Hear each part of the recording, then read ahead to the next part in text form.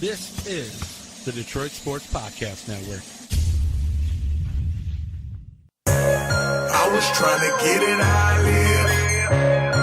I want them dead presidents. I want to pull up, head spin, get fly. I got 6 jobs. I don't get time. I don't get time.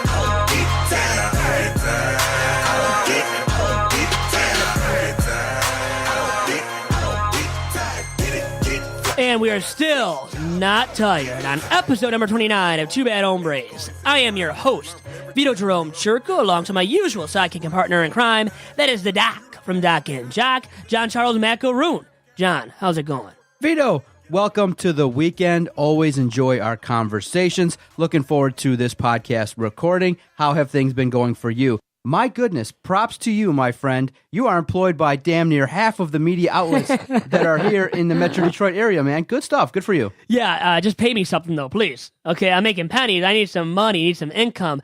And I was telling you about the taxes, the tax payment I have coming up here soon in August, early August, that I have to make the payment for. My first big payment since paying taxes myself. It is a scary thought, a scary fact of life for me to accept as a 24-year-old. Doc. Vito, I'm totally shocked at what you said because I think you should draw pride in the fact that you're paying taxes. Okay, that means literally that you're being 1099 by a lot of different companies. You're bringing in a bunch of income and you got to pay your fair share. My goodness, don't you want to pay for the roads, the services that you receive, the lights that are on in your home? Don't you want to pay for the services that you use all around? Why is it like... I understand most people get into the notion of, look, I want, taxes taken out of my check, but it's kind of the same thing. Instead of a slow drip like everyone else does, check by check, where the government takes your taxes, you're paying it all in one shot. You should be proud of the fact that you're going to write the government a check. That means you've arrived, brother. Yeah, I just love benefiting the government. I really do, and benefiting everybody else. And it's just scary. I mean, it's so much money, I think, up front for me to, and I could have spread it out over payments, over time. Now I'm doing it last minute, and it even sucks more because it's even more money. It's a lump sum, of money to pay. So that's the scary part of it, the scariest part of it, Doc, for me. No doubt about it. So the first time I did was a huge number, a 5-figure number that I had to pay because when I started my own business, it was new to me, and you realize, oh my goodness, I'm getting all the money, I'm not paying any taxes. So what I did was, which kind of offset it was kind of an easy situation, was whatever came in, I just put aside 20%. At first. So it kind of cushioned the blow when the first year that I did taxes under my own umbrella. I was like, what? I got to pay 5 figures in taxes? But I felt a sense of pride in that, you know what? I started a business.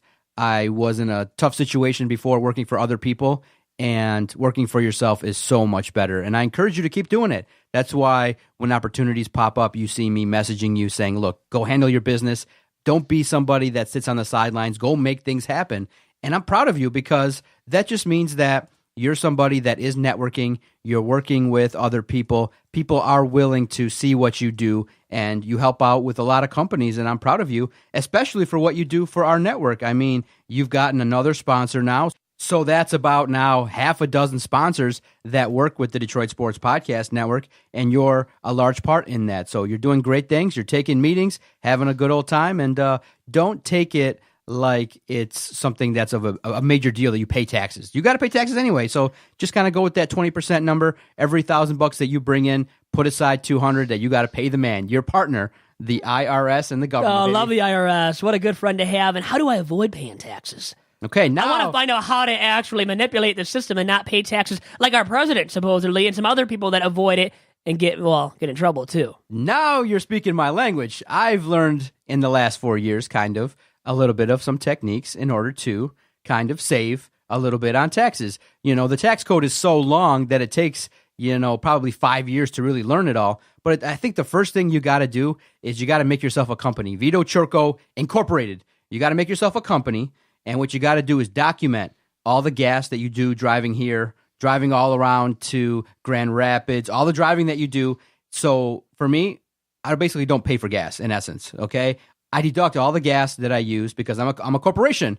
So I think the first step in your education, and we'll monitor this in our journey along the way with this podcast, the first step that I need you to do is you got to get yourself incorporated. Vito Churko Incorporated, so that way all the companies that pay you can pay your corporation, and then you can start deducting things that that you're doing, like your computer, your gas that you do to get here, office equipment. You could even deduct part of your cell phone, because the majority of the time that you text is through Sound Mind, Sound Body, through the work you do for the podcast, so you can get your phone deducted. So I'm going to help you along the way to pay less in taxes as a good friend. Thank you. What a good buddy looking out for me. And still, I don't invite you to stuff. I'm kind of surprised, though, Vito. Don't you think, though, people that are ripping on the president for, taking advantage of a real estate loophole to avoid paying taxes? You just said it here at the very basic level. You got a bill to pay. You don't want to pay it. So a lot of people don't want to pay their bills, but we know we have to. I know I have to. Why did everybody rip on a billionaire who tried to save a bunch of money? Because he's a billionaire. You just said it. That's the key word. That's why people rip on him. I'm making pennies compared to him. Simple question. That's why. How does one become a billionaire? By paying out millions of dollars, or by keeping millions of dollars? By keeping millions of dollars. By screwing other people, probably. No. And saving millions of dollars. Listen, Vito, screwing other people, I know that that's a notion that people think when they talk about the rich, but there are advantages to learning about finances and loopholes and ways to save money, okay? So, that's why, and the next step for you would be, 1, incorporate, make yourself a corporation. 2, you can't pay, your 90-year-old friend that's a neighbor to do your taxes. Now, it's nice, it's free, it's cool, but you got to get a tax professional that will come in and that will come in, look at your numbers and say, look, spend this, deduct this, document this, save this, and you'll walk away with some money in your pocket. Guaranteed. With some earnings, more than I'm paying out of pocket, right? And guess what? My dad's friend is a tax expert. He does this for a living, so he knows what he's doing. So he's been giving me advice, wise advice. I just have to heed to the advice more often. That's what it takes. Heed his advice. Yep. Heed his advice, no doubt about it. And shop around, too. Maybe take your old last couple taxes and see if H&R Block could have got you. They advertise that if they can't get you a better refund, you may get some money. You never know. So just shop around. See if you might have to find a younger, more lovely version of a tax accountant that, you can enjoy meeting with. Always need to shop around for the best and biggest offers, right? And just, people that can maybe do the job a little bit better, whatever the job may be. But for me, I think I'm satisfied with who I have doing my taxes right now. So I'll just say that in defense of this guy. I know you're a big baller. Why did you file for an extension? I just did because I thought I was going to break it up into payments. And then I never even did it. So I shouldn't have even filed for an extension. So actually, I screwed up because I didn't need to file for the extension. I have the money in my account and everything to pay for it. And I could have paid for it up front in a lump sum and gotten it over with a while ago. And I try to do it automatically online, sync it up with my account and have it come out of my account online. And guess what? The automated payment system for me with my taxes didn't work out. I don't know what the heck went awry, but it did. Messed me up, and now I have to pay it all up front come very soon here because it's all due early August for me. What a dummy. What a dummy. I am a dummy when it comes to finances. I'll admit it. That's why I've got a guy like my dad's buddy who I have to heed to the advice of more and more often. And if I don't, I am going to screw myself more and more as I go forward, too, and make more money through, being, just an independent contractor. And I think it comes down to this, too, me taking the advice of you, with you saying that I should set up a company, an LLC, right? Yes. Yeah. You need to set up a sole proprietorship. You're the company, and everybody that you collect funds from goes into one pool, and then you can start deducting when you start spending. Like, instead of spending your personal money for gas, for things like that, you take it from the business and you go from there. You can start deducting it, and then what it'll do is it'll bring down your income because you're spending money from this. You're spending money from your account. So that's how the numbers work, is that you have too much taxable income is why you're paying the number that you told me. Obviously, right. You have too much taxable income, and that's what's going down, my friend. So you got to work it out. And next year, and like I said, throughout the journey of this podcast in the next 12 months, we'll see about your finances and getting you to the level of the DOC. As you can see, with the flush studio, with the nice office here in luscious Sterling Heights. I'm doing okay. And, you are. And part of the reason, too, quick, free financial advice. It's never about what you bring in. I could be rich off of $11,000 a year. It's never, ever about what you bring in. It's about what's going out and how you maximize the value. If you can find ways to limit what you're spending. Right, how much is going out, right? Because you have to pay into the system, and I have to pay into the system now, but you can cut maybe what you're spending, right? Yeah, look, I mean, Adam told me on the Doc and Jock podcast that airs every Thursday on this network. He went from a $140 cable bill down to $65, $70 through Sling and through Roku. Oh, I thought you were going to say he negotiated over the phone and got a deal cut for himself, because a lot of people do that to lower the cost for a monthly bill, too. He's done it, but he found that streaming was a much better option, and that's what you do. You got to constantly evaluate, and that's my counsel to you, is to evaluate and make yourself a company. I told you this a year ago. Don't you take my advice? You told me something earlier on. You're right about that, too, yeah. Yeah, probably on the Tigers podcast, but I need you to heed my advice, and you'll be further along in your career. I think more people should take my advice. I mean, I'm here. Look at you. You got these luscious studios in Sterling Heights. Lovely Sterling Heights, Michigan, by the way. No doubt about it, sir. What's on your mind? What do you want to talk about today on this podcast? Don't waste my time, because I'll bill you.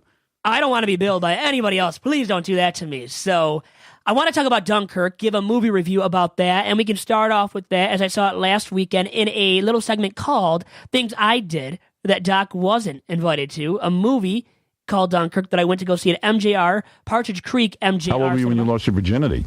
I don't remember. But Dunkirk, speaking of a movie where people probably lost their virginity, well, not in the movie, though, but a World War II movie. And it starts off, it's based in the early stages of World War II. So in 1940 in Dunkirk, France, Tom Hardy is in it. What did Tom Hardy play? Do you remember? No clue. In The Dark Knight Rises, Bane. He was the villain in the third movie of the Dark Knight trilogy, a very, very solid movie. And then also Harry Styles is in it, by the way. Now, what is Harry Styles from, Doc? Do you know? A boy band, One Direction. Now, you don't know boy bands, do you? You're a little bit aged for that genre of music. I don't get into boy bands, by the way, either, so I'm going to admit that. Not that I should. Now, he was in it. His hair was cut. He has long, luscious. Speaking of luscious, we were using that adjective earlier to describe the studios here in Sterling Heights. His hair is luscious. We don't get to see it at all in this movie, Dunkirk. Everybody is shaved, short hair, and he plays a role, and these guys are British and French members of the army in World War II, Doc. So is this based on a true story, true story, history? The Battle of Dunkirk in Dunkirk, France, once again. Allied forces from Great Britain and France, most notably serving the military in this war. And you see a lot of stuff without dialogue occurring from director Christopher Nolan, well-renowned director Christopher Nolan, who directed the Dark Knight trilogy, which was a great trilogy of Batman movies. So I got to give credit to him for making this stellar movie, perhaps the best of the summer, the best one that I've seen this summer. And I would have to say, like, out of 10, I would give it a rating of 7.5 or 8 out of 10, and probably out of 4 stars, let's say 3 out of 4 stars, something in that range, because it was a very stellar movie. It really was great directing by Christopher Nolan without dialogue, a lot of dialogue. Okay, are you familiar with the website Rotten Tomatoes? Yes, they got a very good review, like 93%, right, on Rotten Tomatoes. 93%. Critically acclaimed. Yep, it says, Dunkirk serves up emotionally satisfying spectacle delivered by a writer-director in full command of his craft and brought to life by a gifted ensemble cast that honors the fact-based story. Yeah. So this is a movie that, how long did it run? And you really thought it was a great movie to go see. If you're not into really history or movies like this, it's a movie that on the big screen looks lovely and it plays well. It's not boring, and you can follow along with the story. The cinematography is appeasing to the eye, definitely, when you watch it on the big screen in the movie. So I recommend going to see it. Once again, it gets a high rating from me, like 8 out of 10 on a scale of 1 to 10, I would say. And very good acting, a very good ensemble cast. Tom Hardy has been in a lot of Christopher Nolan-directed movies in the past. Other actors in the movie have been in other Christopher Nolan-directed movies. And Tom Hardy plays a fighter jet pilot. So he actually, at the very end of the movie, he gets caught by Nazi Germany forces. He gets taken away, but he serves like the hero role in this movie too, bombing guys, bombing the Axis powers, the enemies, Nazi Germany, bombing them, taking care of business from the sky, way above, and he serves in the role of a hero. And he looks very solid in doing so, and once again, very little dialogue from all these actors, too, among this ensemble cast in Dunkirk. So for me, you know that I like more slapstick comedy, slapstick humor, movies along the lines of 40-Year-Old Virgin, things like that, comedy specials. a guy like me, would I enjoy this kind of movie? You got to get into the history of World War II, I think. If you don't get into that kind of stuff, I don't think you would totally get into it. But once again, based on just the pure cinematography appeal of the movie, I think people will be drawn into it. But you kind of have to know what's going on in World War II going into the movie to be able to, I guess, get fully acclimated to it and really get into it too. Now, talking about movies, I find it fascinating that I know a lot of people are excited for the next wave of Marvel comic movies, DC movies that are coming out, a bunch of them. If you check out DR2M, a podcast that Adam does every week that comes out on Friday, he talks about several movies that are coming out and the likes. And the way I look at it is, this summer season, there really haven't been too many blockbusters in the month of June, July that have made me get out and go to the theater. And so for me, I've been really relegated to watching Netflix, watching documentaries, enjoying things that have already been released through HBO and other movie outlets that I pay for. So for me, I am, though, excited about a debut that is relative to us here and close to heart. A movie called Detroit is coming out. And it really touches on and reflects on the 1967 riots. And in the last 7 days, because of the 50th anniversary, for me, being a man in his mid-30s, the 1967 riots aren't relatable to me outside of the stories that I hear from the old-timers that I sometimes have coffee with or share stories with that tell me and educate me, enlighten me on what happened back in the day. But around the time of 1967, it was unbelievable the tension that occurred in Detroit, and the riots happened, and the recap of it, I want to give the Free Press credit in collaboration with WXYZ. The documentary 12th and Claremont was aired on WXYZ last weekend, and I have yet to have time to sit and watch it, but I watched the first 15 minutes of it. The archival footage of family life in the 60s was really eye-opening and really unbelievable to see, where you had communities, you had young families. The archival footage, if you get a chance to check out, and hey, since you are connected there at the Free Press, definitely try to get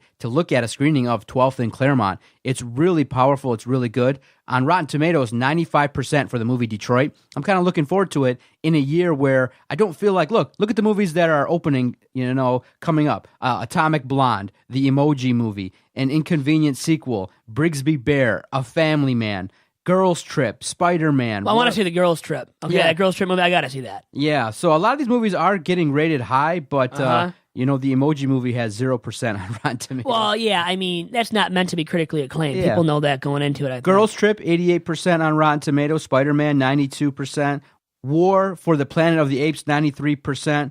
Baby Driver, 94%. Despicable Me 3. None of these movies that are coming out this summer really are going to draw me in. Maybe I'll check out Dunkirk based upon your recommendation, but are you getting the sense, like me, that the movies kind of have sucked this summer as compared to other summers where, if you remember back in the day, there were just hit after hit after hit that would be released in the summer? It just seems like, for me, the quality of movies that are being made right now aren't that good.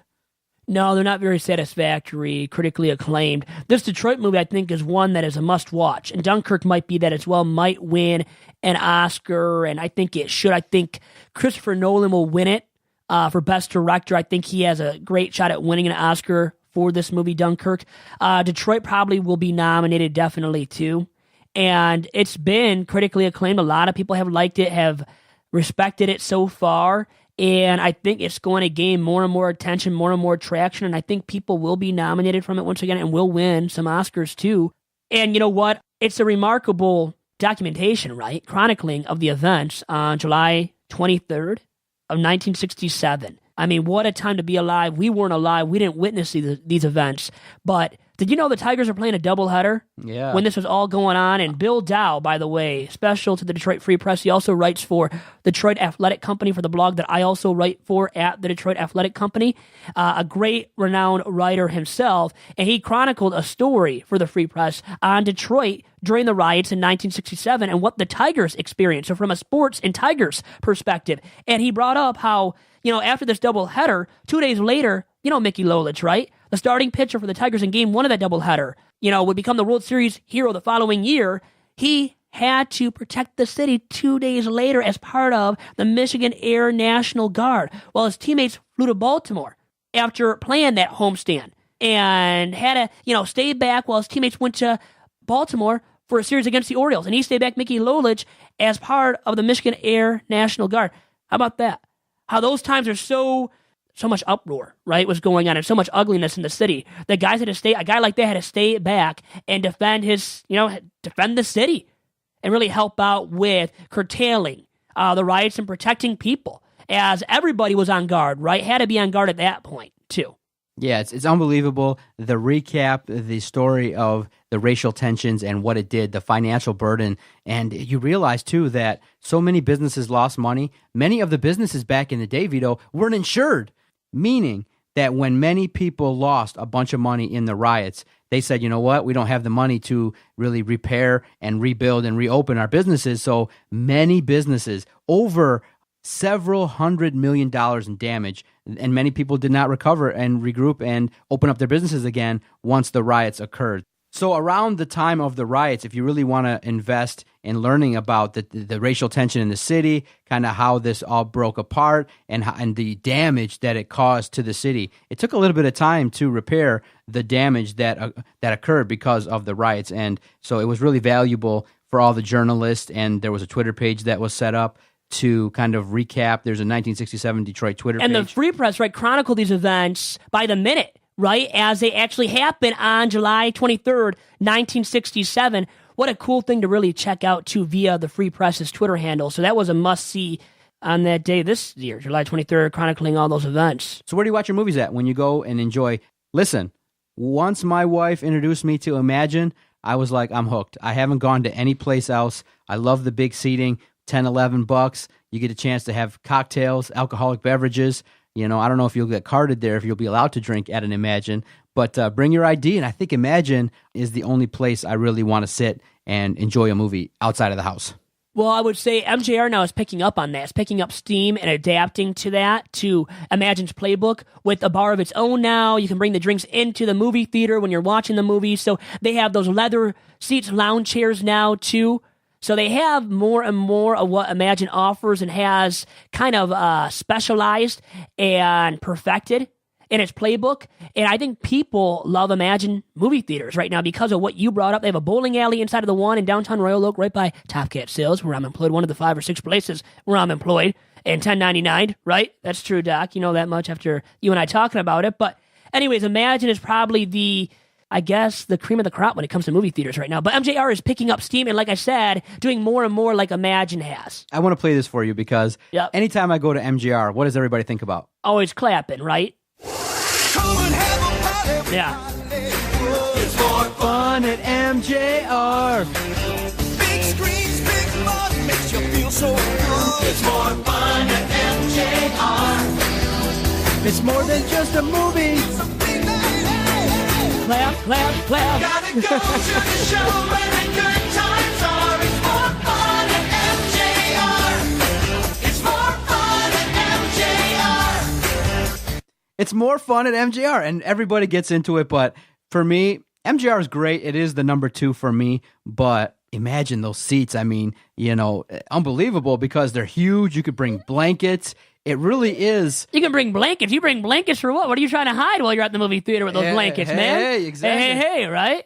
Well, I don't know. Why are you asking? Because I'm asking because I'm just curious about you.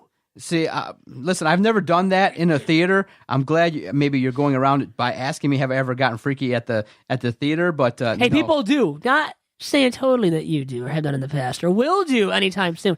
But people do. When it's dark in the movie theater, they might get off a little bit. All right, you know what we're going to do to solve your problem? I'm going to have sex with you right now over the radio. That's a way to solve every single problem out there in 2017. No, we don't. I've never gotten freaky in the theater, but Imagine gives you the big, huge seats you can kind of sleep in, relax. You can sleep. I fall asleep in the movie theater. Is that a bad thing on my part to fall asleep in the movie theater for a movie that I spent $10, especially nowadays in 2017? It's like $10 per movie showing that you go to see at MJR or Imagine. Basically, we're all just paying to sleep because it's so comfortable, right? That's what it is with these seats nowadays that they have in these movie theaters. No doubt about it. So for you, it's basically MJR 1, Imagine 2. Well, because I go to more MJR movies, but Imagine probably is better. I told you that. I said it's the cream of the crop. But MJR has all the bells and whistles that Imagine has.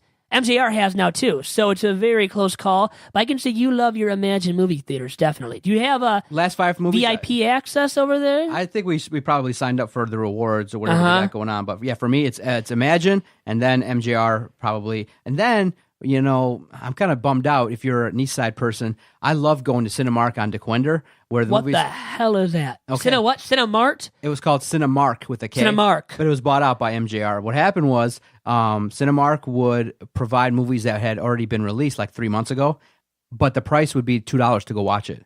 So you could watch a movie that was released maybe in May and go check it out for $2. So it was amazing. So it's cheap, and you're always looking for the cheapest deal possible. Amazing. You could see great movies for $2.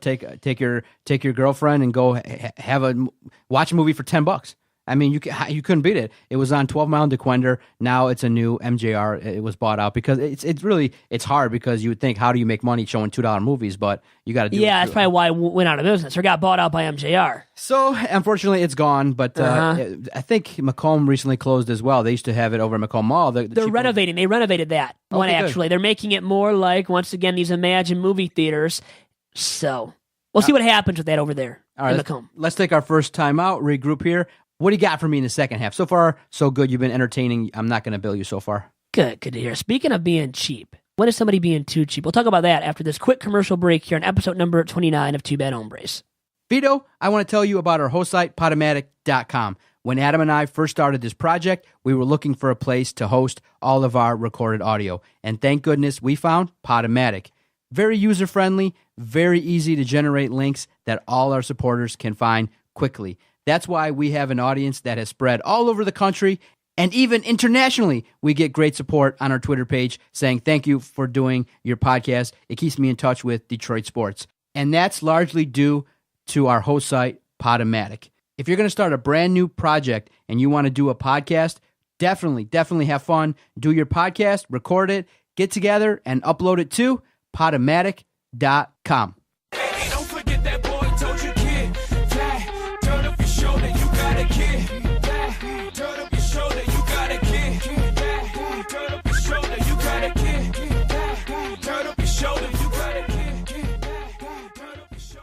And back here on episode number 29 of Two Bad Hombres, I am your host, Vito Jerome Churko, alongside my usual sidekick and partner in crime, that is John Charles Macaroon from Doc and Jock. John, always glad to have you alongside with me for every single edition of Two Bad Hombres and Tigers Talk earlier in the week. Now, this is Two Bad Hombres, so we have to talk about something that I said coming into the commercial break, and that is, when is someone being too darn cheap? When do you have to start saying that somebody's crossing the line when it comes to being cheap? And it's because I have somebody that I know. I'm not going to name names. I don't do that here, okay? I don't reveal names on Two Bad Hombres. Listen, Dom, stop being cheap, okay, man? It's not nice. I mean, your brother's taking advantage. It could be Dom. I could say Dom. I could say myself. I'm going to label somebody else as being cheap on this week's edition of Two Bad Hombres. What's happening? It's a buddy of mine. I just have come to know him for being a guy that you could label as being a freeloader, a guy that always wants to be picked up, doesn't want to drive anywhere, wants to be picked up for everywhere that we go out to every single weekend. And it's become a little bit tiresome. And when do you have to say that enough is enough? That's my point, Doc. And I'm asking you and asking the listeners listening to this episode of Two Bad Hombres. When do you say enough is enough with a friend of yours that always wants to be driven to places, doesn't want to drive anywhere by himself, when he has a nice vehicle, a nice paying job, isn't homeless by any stretch, isn't destitute, okay, by any stretch. He has some money. A nice income, a better income than me. And I end up driving to more places and picking up this individual once in a while as well because he lives close to me, which I'm willing to. I'm a nice guy. I'm willing to do that for him. Okay, understood. Many people go with the notion that what you should do for proper etiquette is if you're going to go with someone for a ride is you offer, like, hey, can I chip in for gas, give you $5, $10? And what typically happens is the other party, the driver, is supposed to say, no, it's okay. No, it's okay this time, but maybe next time you can kick in for gas because of all the driving that I'm doing. But if you have an individual that is taking advantage of you and is not offering to drive or is not, kicking in money, you got to ask. And unfortunately, what it comes down to is setting boundaries and being a little bit assertive.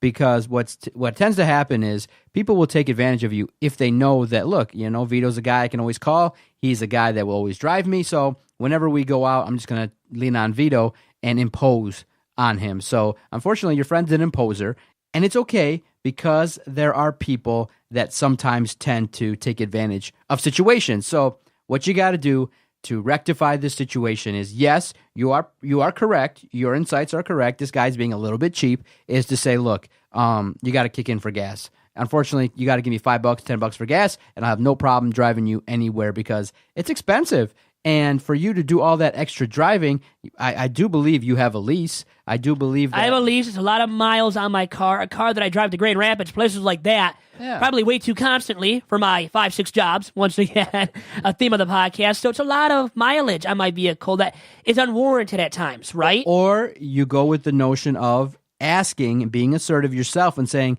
this time, hey, we're going to go to Royal Oak. We're going to go to Fifth Avenue. You got to drive. My car's got an issue, da-da-da-da-da. You make up something, you lie, you fib. You fib, John Macaroon? Really? A man White of lies. your knowledge and I'm going to start a podcast every Sunday called White Lies. white lies that you could just come up with on the fly. No. Not trying to throw you under the bus or anybody, but you're saying that They for never me, offered, they've never kicked in like we should. This friend of yours has never reached in his pocket, picked up a $5 bill and said, here, Vito, thank you for all the times you've driven me or buy Probably you not. beer." I don't think he's done it for anybody that's picked him up a lot. And he has a few, like 2 other buddies that I can think of off the top of my head that pick him up quite often. A guy that maybe doesn't do it now because he moved away from where he lives in Clinton Township, lovely Clinton Township, Michigan. Howard's going to tell you. Stop it. Make sure I should stop it. He should be paying up. You got to pay. So I've got to be assertive in getting some money because I don't like demanding money. It's hard for me. It's hard enough for me to tell somebody that you owe me all this money for work that I've done for them. I mean, that's how bad I am at times. You coward. Listen, you got to do it. I mean, you're sitting here. Is it going to get you paid faster by complaining on a podcast that's heard internationally, or just opening your mouth and saying, look, it's fair. I mean, if you don't ask, you'll never get it. And it's obvious that this individual is not, knowing enough to either offer or he doesn't even buy you a beer at Fifth Avenue. He doesn't. I think he's bought me a beer for my birthday, but unless it's my birthday, he's not buying me a beer. He's not buying anybody's rounds. Now, that's from my knowledge when I've been with them. I'm not always with them. He's not the closest of close buddies that I have in my friend circle, but still, I'm with them enough to say something about it on this podcast, at least. I guess it's about me, though, speaking up about it in person with them face to face now, if I really want to make a difference, right? And to get this guy to pay for something in the future for me when I do pick him up. No doubt about it, Vito. You got to speak up. You got to speak up, and you probably would talk to another friend and say, look, what have you done when maybe Nick or someone else drives or you're going on a long trip? Do you kick in $5 or how have you done it with other people? I'll tell you this much. Nick Schmigel will make sure I pay up and pay him for gas. So there is that agreement already made. Like, how does he do that? He'll just speak to me. He'll say it up front. He says it right to me, man to man, face to face, which is great on his part because that's how he gets some money. He's making sure he gets his money for the gas, right? So what does he request from you? Well, how much does it cost to? Well, it's about how much he has me maybe fill up for gas. When he has to stop to fill up on gas, he makes me fill up for him. That's what it comes down to at times. That's what we do. An agreement without without a handshake. Is it just you and him in the car? Yeah, well, we've done long trips with other buddies like up north. And that's when we all chip in, which is probably better than me just paying him by myself for gas when it's just me and him in the car. Not that he does it all the time. I don't want to make him sound like this cruel individual who is just so demanding for gas money all the time when I drive with them. It's not like that. It's not to that extent. But there is that kind of agreement without there being a handshake agreement in place where I will pay him for gas money. And I guess it's warranted at times, isn't it? Depending on how far we drive, too. 100%, Vito. You now see what other people will do. They will just come up front and say, look, beforehand, when your friend next time messages you to go out and he's trying to get included in the car, just come to him and say, look, it's going to cost unfortunately, I got a lot of bills this month. Make something up. I got to take care of some things. Some things came up. I need like $10 for gas. That's it. I need like $5. Usually for a trip to Royal Oak, you just need $5. It's not that much money. $10, if that. Really, he probably owes me $10 now, at least, or something. He like owes that. you money? He could pay me. No. From the past, the first time, which will be the next time that he pays me for gas, should be $10, right? Wouldn't you say? No, unfortunately for you, Vito, all the past times that you let him freeload off of you, it's done. You don't. Oh, it's over. I don't get to go back in time with that. Exactly. You don't get to go back in time. So the proper channel, I mean, from from your house in Macomb to Royal Oak, it's about $5. Come on, you can't really overdo it because your fill up on your car is going to be around $27. You're like, yeah, I mean, like $25, yeah, probably for the full tank of gas. yeah. Right? So you make For a them smaller pay, vehicle you like make, mine. Yeah, you make them pay for a gallon, which is roughly the trip back and forth, maybe 2, which is probably around $5 or $6. So it's not too much. Or you say, look, maybe you don't make it so implicit, and you just say, look, you got to buy me a beer if I'm going to drive. Buy me a dang beer. Or buy me a You mixed mother drink, effer, or you got to buy me a drink, and you order like a liquor drink or something. Buy me a cranberry vodka. Yeah, exactly. Buy you something that's within reason of making it an equal trade off. So you can't let people take advantage of you, Vito. Are you the type of person that Gets taken advantage of? Yeah, are you? Every once in a while. Man, It's the truth. we can't let that happen. So you're learning. You have to speak up because if you don't, people will impose. No doubt about it. You'd be surprised because I'm the type that will impose too. Why not? If I knew Oh, that- yeah. Well, I've kind of So realized that. speaking of imposing, can you drive me home today then? So can I leave my car? Would here? love to. Would love to for you, Doc. Only for you. No. But you're saying you have to speak up, be assertive.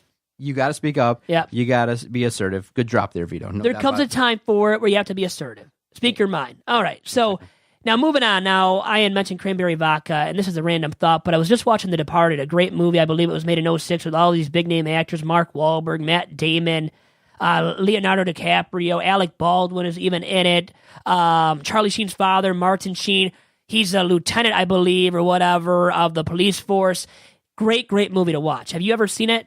I have, but it was such a long movie that I don't remember specific parts. I remember the action sequences. I remember the ending. It was, it was a great movie. Epic ending. Epic ending. I don't want to spoil anything for anybody else that wants to watch it in the future, but you better go see it. Martin Scorsese, the director of that movie, finally won an Oscar, I believe it was. First time ever for that director who had made so many great movies before The Departed. My point here, why I'm bringing this up, you're probably trying to figure out why am I bringing this up. It's a random thought, but I had brought up a cranberry vodka. There's a scene in that movie with Leonardo DiCaprio. He wanted cranberry juice or cranberry vodka, something like that, something with cranberry, and the guy in the bar sitting beside him said, "Are you on your period?" Let me ask you, is that a drink where you can get razzed like that for drinking it? Have you heard of that before, Doc? You're asking the right guy because I get that look all the time because I'm not a whiskey guy. I do like whiskey sours. People will look at me and go, grow a pair of nuts. Why the hell are you ordering whiskey sours? But I'm the kind of guy that likes kind of mixed drinks. So what I got into, and if you tell me what drinks do you like, I've experimented with 7 and 7s. It's okay. I'm not really a fan. Rum and Coke, just that taste is not too good. What I like is pineapple juice and Malibu. Malibu, okay. Malibu rum and some pineapple juice makes me feel great. And so I'm the kind of guy that gets razzed all the time, but I'm proud. It makes no difference to me if it's a girl drink or whatever. I'm either going to drink a beer or a pineapple juice and Malibu. So that's how I roll. I don't drink too much liquor too often. I'm more of a Coors Light beer guy, but I've experimented. I know a lot of people do I'm definitely down for daiquiris, pina coladas. I think they're flavorful. I'll admit it I like 'em. up front, too, right now on the podcast. Anybody that ever asks me about what I like to drink, what I have drank in the past, I like those flavorful, fruity drinks that are considered female drinks. I don't care one bit about it either. I'll admit it right to your face, Doc. No doubt about it. Oh, you're gay. Well, you might get that thrown around, and you should throw that around, by the way, because it's not valid for a lot of people like Doc and I, even though we like those fruity drinks. Yeah, no doubt about it. And for me, for the life of me, I've tried because you want to fit in. A lot of the crew that I roll with, they like their scotch on the rocks or straight up. They like bourbon. They like whiskey. Whiskey neat. I can't drink whiskey with ice or with a cube or nothing. It just burns my throat. It's like, for me, it feels like I'm drinking battery acid. I try, and so like people say, "Oh, no, toughen up." I'm like, I don't like scotch. You don't want to drink battery acid? I don't want to drink What kind of battery man are acid. you? Right. Come on. No whiskey, no scotch on the rocks, none of that stuff for me. Just give me some rum and pineapple juice, or give me a Coors Light or a Labatt's Blue, and I'm good. That's how I roll. And plus, it's cheaper to drink beer. I mean, you can get some beers at places for like $3, $4, $5. Mixed drinks, you're hitting the $8 to $12 range. And if you go to Fifth Avenue and Royal Oak, a place like that, a higher end, considered a higher end place, you're going to pay $5 What was to your drink for a biggest mixed bar drink. tab? What was your biggest bar tab that you pulled out of your pocket to pay? Either paying for your friends to drink, or you just had a wild night with shots and liquor, and getting maybe finding a young lady that you took care of her tab as well. Might have paid for a drink, yeah. I would say in Miami on one of my trips that I took with Nick Schmiegel, another name drop for him, always name dropping him. I would say it was in the range of $50 to $100 That's pretty good, Vito. Yeah, enough money there for the bar tab, definitely. Piece of On my advice: end. if you're looking to get action and you're looking to kind of end the streak that you're on, not like the Tigers and their Hey, bad I'm not in streak. that bad of a streak. It sounds I'm like not in the low of the Vito, in a season of lows like the Tigers. Come on. You're talking to a veteran psychologist. I can tell when you're pent up and frustrated. So I could tell one avenue that will definitely help you is you go over to the bar, you see a couple girls hanging out, and you go, "Hey, ladies, can I buy you a drink?"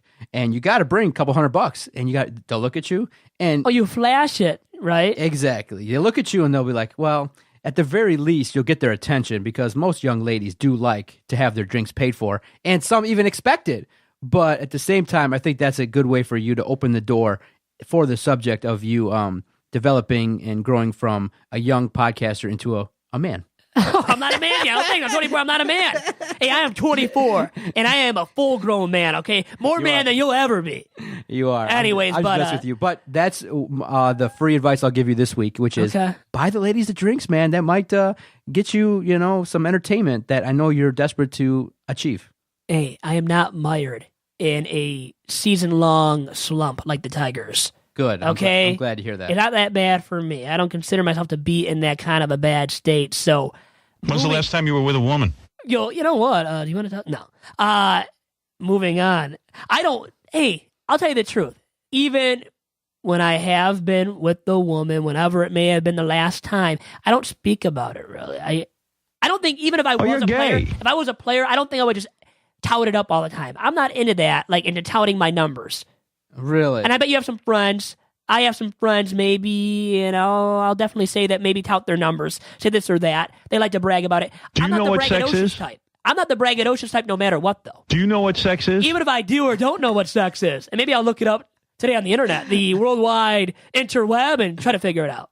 All right. The reason why I bring this up is because you told me, and I find it fascinating that you play softball. Yeah. And Co-ed softball league, correct, where I Yes. made like 5 putouts this past week, so I had a good defensive day at shortstop. Go on, though. No doubt about it, but it's a co-ed league, so you have an opportunity to commingle with the opposite sex, but you're having a problem in that somebody's ghosting you, and it's really weird for a softball team to have somebody volunteer their services or are part of the team, and then they no-show or cancel 4 times in Yes. one season. Fill me in. What's going on? And I think it's time to have a meeting and a collective look. You got to be gone. You got to boot this person off the team. Yeah, cut ties, right? Completely. It's time for a coming to Jesus moment for this lady on the team. Not going to name names once again. I don't do that here, okay?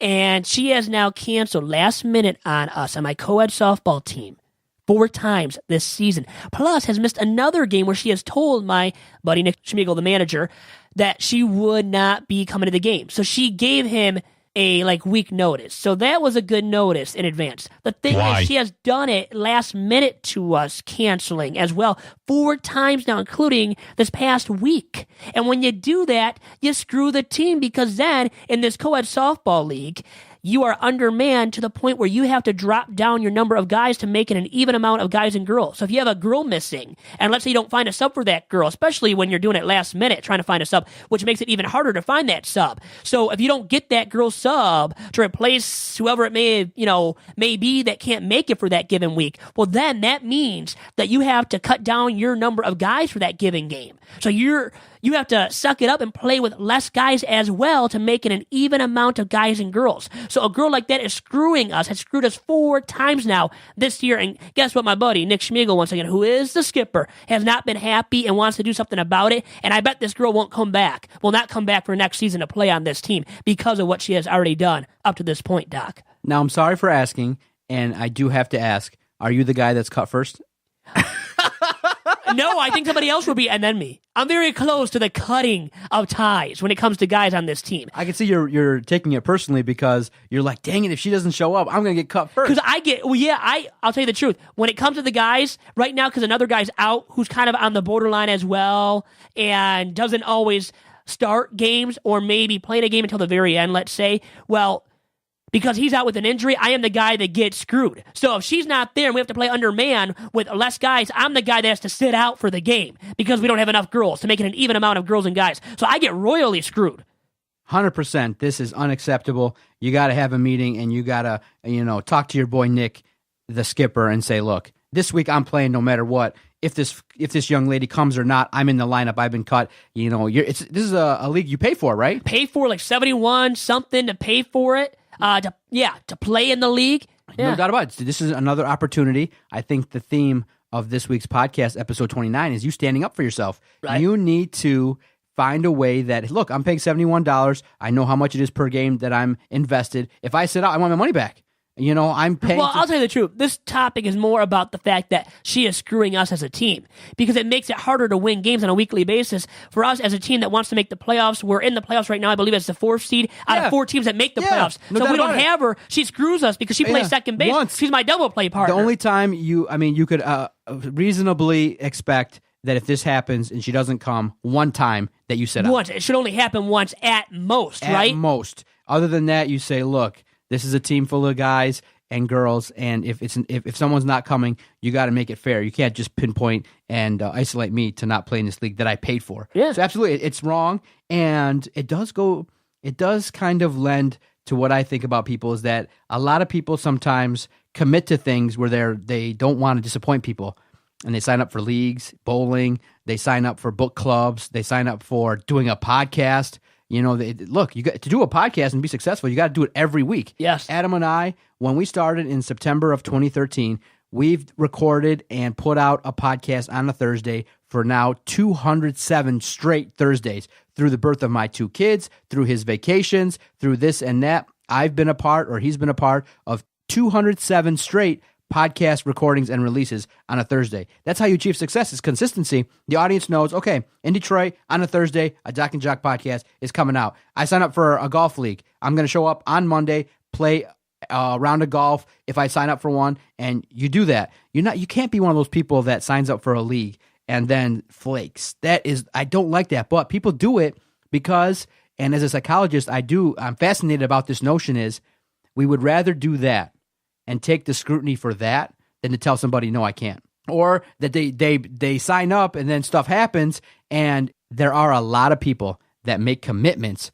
but don't end up living up to it. And it's a shame. And it's one thing that I tell people is, and that's why I got a great amount of respect for you more often than not. More often than not, you have respect for me, right? Yes, is that you're a man of your word. And when you say you're going to do something, it might take you twice as long as I would do to do I'll it give you that much. in terms of your deadlines, but you do it. Yep. So that's what I really look for in people that I associate with. And that's why people will say, why don't you have, 80, 90 podcasts on your network? I'm like, why? I got 4 guys that I work with, 4 or 5 that do podcasts that are reliable, that tell me they're going to do something, and then they do it. And those that don't, they're not here anymore. So that's just how that's kind of the kind of person I like to associate myself with, is people that when they make commitments, they honor it. No matter what, because why sign up for a softball league that has a season if you can't live up to it? Once, no problem. I can understand. You get sick, you have a babysitter issue, you have a transportation problem. 4 times to cancel on a softball league, no doubt about it. She needs to be booted, and it doesn't even have to be discussed. She's just not invited back. A message needs to be sent probably today. You're not welcome back to the league. Just stay home and take care of whatever else you got. You didn't make us a priority. Peace out. And this is a hot topic for our team right now because we don't know what to do totally. Boot her? What do you mean? Or like how to tell her. I think Nick's going to get rid of her anyways after this season, but he already has said to the masses. What do you do on for our a team, living? Yeah, what is she really doing that's so busy that's taken away from her showing up? All these times now where she's canceled last minute. He has said for next week's game, we play on Monday nights, by the way. Mm-hmm. And he has said that he's going to have her sit to start the game. He already has another girl who's been subbing in the last 2 weeks who's going to be there anyways, just in case she doesn't show up. So this girl that's been subbing in is going to be the insurance policy for us this upcoming Monday night, just because we can't trust this other girl, for showing up now. Mm-hmm. Isn't it sad that it's come to this? She's become that unreliable. And you know what? She said last week that her car broke down. And the thing is, though, it was like 2 minutes prior to the game, and we still didn't know where the heck she was. She never had contacted Nick. And it's been known that you contact Nick or somebody on the team. And she said that she contacted another girl, but the girl wasn't showing up to the game this past week. She had let Nick know earlier in the day. Still not the best, but at least earlier in the day, not 2 minutes prior to the game, the start of the game. And so if she would have contacted this other girl who we knew already wasn't, going to come to the game, she would have found out that the other girl wasn't coming to the game, wasn't at the game. So why would you let this girl know when you have the number of Nick Schmiegel, the skipper, who we've always contacted to let know that we're not going to show up when we can't show up for that given week's game? Think about it that way, too. So how lame of an excuse possibly was that, and how, illegitimate? It probably wasn't a legitimate excuse. Realistically, when you want to really break it down, it doesn't look that legitimate. And you got to let the skipper know. How hard is it to text her to call him when we're part of a group text? She's a texter. She's on her phone. She's a millennial. How hard is it to do that, right? I don't think her phone was broke, and it wasn't. She had contacted another girl on the team. But that girl, if she would have really contacted her, which we don't even know if that's legitimate, if she actually reached out to this girl, but she would have found out that girl wasn't showing up to the game. So why let her know? You got to let the guy at the top know. Nick Schmiegel. She didn't do that. It was kind of irresponsible. And yeah, I think we have to move on, and Nick's ready to move on definitely too. Now, before we get out of here, gotta ask, as people around town on sports radio have talked about it, around the time of the slow period, people will talk about softball leagues, bowling leagues, golf leagues, because the Tigers are so horrible. Even though you did a great job previewing the Tigers-Houston series, I hope that the Tigers do compete at least. Great job. You can check out Vito's work. Freep.com always contributes, does a great job previewing the Tigers when they have an upcoming series. But at the same time, people are looking at other type things and discussing it. So I want to know, and be honest, softball, have you ever struck out swinging? Not swinging that I can recall. Looking, yes. And I did this year once only looking. The thing is, I think it's embarrassing to strike out swinging. Yeah. It's bad enough to look at it and not to swing and to strike out that way. It is. I'll admit it. And I have done it once this season. So when you did that, yes, how bad a ribbing did you get walking back to the dugout? Did you keep your head down, just not look, or people were laughing at you? The problem was the bases were loaded. Oh! It makes it even worse, right? Situational. 2 outs, or did you stop? 2 outs. I was the last out of the half inning when the bases were jammed, and I could have broken open the game for our team. Well, at least made it closer. We lost that week, too. Think about it. We lost that game the week in which I struck out looking with the bases loaded.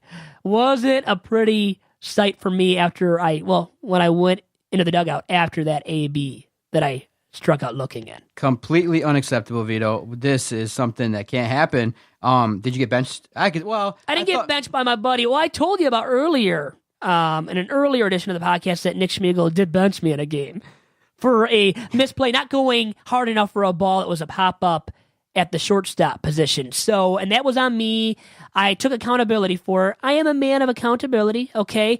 So I was in the wrong there, had to sit on the bench a little bit, but that's back when we had our other kind of last man on the roster healthy. He's been hurt. He's going to be back, I presume, for this upcoming Monday night's game. So we'll have him back, which is good because we have a doubleheader as well, and against a team in which we lost 20-5, I believe it was. The only game in which we were mercied. And that game is coming up this Monday night, a rematch with that club, a club that we want to beat, because there was a guy, by the way, on this team that was backpedaling. I think I brought it up on a previous edition of this podcast, too. When does a guy go too far with his showboating? Because that shows a lack of sportsmanship, I think. When you're up that big, you're embarrassing a team already. Then you have the audacity to backpedal into third base and or into home plate for a run when you're already up by 10-plus runs. How sad is that, and how bad a sportsmanship is that? Well, that is what this guy exemplified in this previous matchup with this team that blew us out and mercied us. So we want to get this team back bad, like in the worst way possible, and just hopefully we hang in there long enough to make it a game as well. All right, Vito, no doubt about it. Great job. Always look forward to chatting with you. Any special plans this weekend? Special plans this weekend. I'm playing basketball at the Macomb Rec. I haven't hooped it up, jaded up in a long time, so I need some physical fitness in my life, and I'm going to hoop it up at the Macomb Rec Center on Saturday, early Saturday. How about yourself, Doc? Oh, that's out by my neck of the woods. Great place. Place I work out at. For me, I'm going to enjoy Sunday. I work all day Saturday, and Sunday might be a family day. Might have one client on Sunday, but other than that, going to enjoy the weekend. Hopefully it's nice weather, and got to peek in a little bit to Houston, Detroit. I'm a sick person. I haven't given up on the Tigers. I am watching game by game, but now I'm kind of enjoying the opponents a little bit more than the Tigers, because people will say, why do you keep watching the Tigers? Well, they do have opponents. In Kansas City, seeing Hosmer, Moustakas, seeing kind of Soria come back and get guys out. I had the opportunity to go on Tuesday to see the Tigers 3-1 loss, see Michael Fulmer pitch. Had a good time, but at the same time, I'm now focusing my attention a little bit more on Houston because they're in town, and they might be an AL pennant winning team. So I want to check them out. So I'm kind of watching baseball to view the other teams a little bit more than the Tigers. So I'm just going to check in with my baseball squad, check in a little bit with the Lions as they open camp, and delve into sports. That's what I'm about. I'm a family guy, and then number 2 behind that, sports. So you went to the game with your nephew, Zuzu. He had a good time. Now, when the heck is Zuzu going to come into the studio for a recording of Tigers Talk? He's getting How about excited. next week or a week before he starts school? Probably in the next month or so, he'll come in here and have a chat, and he'll have some fun. It might be a little choppy to record it, but we can put pieces together. But it'll be A little fun. bit, right? A little recording with them, 5 minutes, 5 minutes. a 5-minute chat with them. We just allow him to stay in the studio to watch us, watch what we do. Yes, and have a good time. And yeah, no doubt about it. He'll enjoy it because he misses you. He's still devastated, I think, and depressed that you cut off your iPhone so he can't FaceTime you. Oh, forget the FaceTime and let's meet and talk in person with them. And how about playing outside a round of catch? How about playing some catch? Me and him, have him bring his glove. How about that possibility? On a nice summer day on a Tuesday recording of Tigers Talk in the very near future, as you had noted, in the next month or so before we start school. How about us playing catch outside?